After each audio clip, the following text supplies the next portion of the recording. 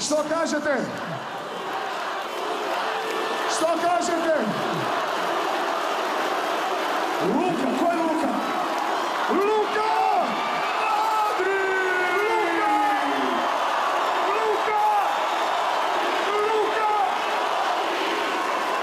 Kapetane, ako je Duje Čaleta car, Luka, ti si kralj. Šta da vam kažem osim hvala Hrvatska, hvala Zagrebu. Mi smo ostvarili naš san.